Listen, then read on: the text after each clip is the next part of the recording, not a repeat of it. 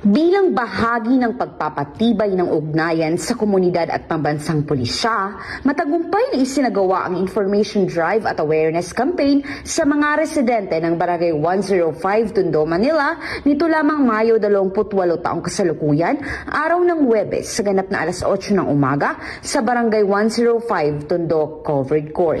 Ang inisyatiba ay bahagi ng mga programa ng Police Community Affairs and Development Group o PCAG na pinamumunuan ni Police Brigadier General Vina H. Guzman, Director, katuwang si Police Colonel Luis E. Gisik, Chief Community Assistance and Development Division o CAD. Sa pakikipagtulungan din ng Rahabago Tondo Police Station, Station 1 MPD sa pangunguna ni Police Lieutenant Colonel Ronald M. De Leon, Station Commander, ang nasabing aktibidad ay naging mahalagang instrumento sa pagpapanatili ng maayos na ugnayan at bayanihan sa pagitan ng PNP at ng publiko.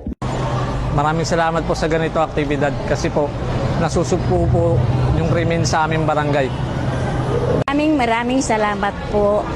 Marami po kaming natutunan dito. Sa isinagawang programa, tinalakay ang mahalagang paksa tulad ng fake news, Republic Act 9165 o ang Comprehensive Dangerous Drugs Act of 2002, Safe Spaces Act o RA 11313, role of the constituents in anti-terrorism, anti-bullying at mga crime prevention tips na layuning mabigyan ng sapat na kaalaman at kamalayan ang mga residente ng nasabing lugar upang higit silang maging mapagmatsyag, mapanuri at aktibong katuwang ng kapulisan sa pag-iwas sa kriminalidad.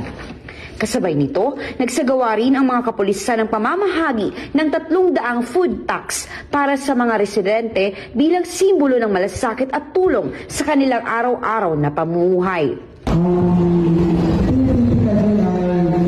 Isa sa mga mahalagang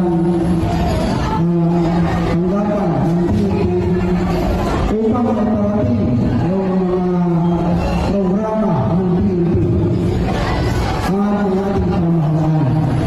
Kaya natin ang mga pamilya ng balas dahil dito nalalaman natin at kaulawang ang mga fake news at totoong istorya.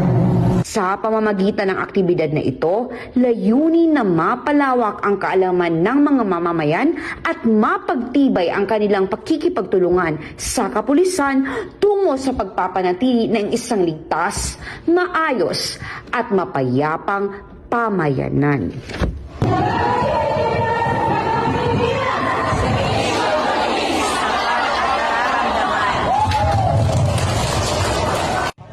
Mula dito sa Barangay 105 Tondo, Manila, ako ang inyong PNN correspondent, Patrolwoman Jera de Luterte, alagad ng batas, tagataguyod ng Balitang Pulis.